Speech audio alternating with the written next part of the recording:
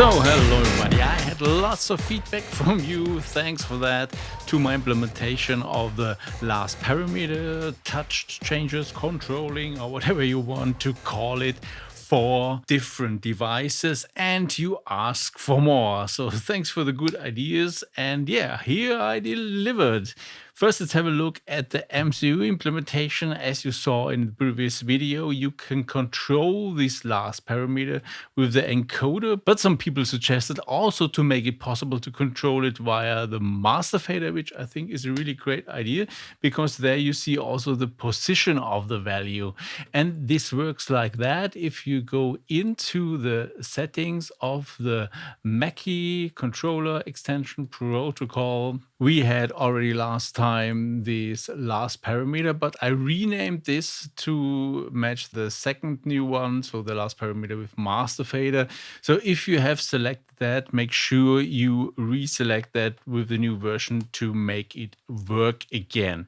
So we can now select this new option to trigger here the master fader, and this is now on this function key 8 I put it, and if I open it, you see it goes straight to 0 because we don't have any parameter.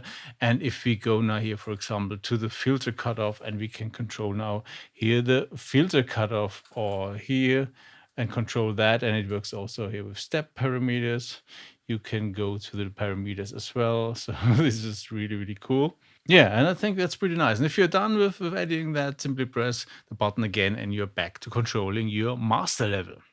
On to the next device. Many people ask about support as well for this feature on the Maschine Mark III, but this works also on the Mark II or the Studio, which is the same series basically. The idea is to put it here on the biggest knob here, the 4D controller.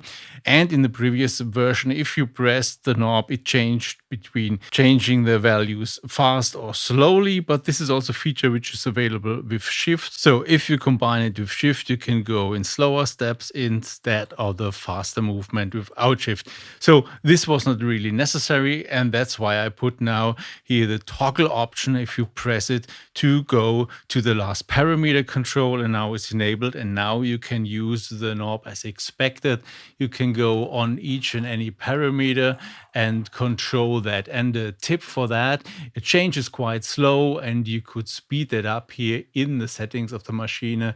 You can say that the normal speed is plus, let's go with plus 30, for example, and then you can change it a bit faster, and it's, yeah, with one turn basically you change the whole range, and yeah, it works fine as well on the other parameters as well. This feature is now also on the Maschine, and yeah, pretty cool.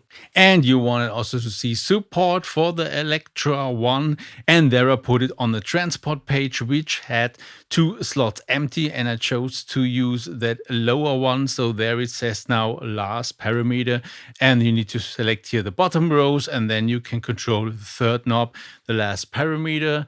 And yeah, it works the same. You can hover here the parameter, and then you can simply change it, or go here to the filter and change this as well. So now I think all of the devices I support with DrivenByMoss, which makes sense, have this feature now. And yeah, I hope you like it, dig it, and until next time, make some funky music.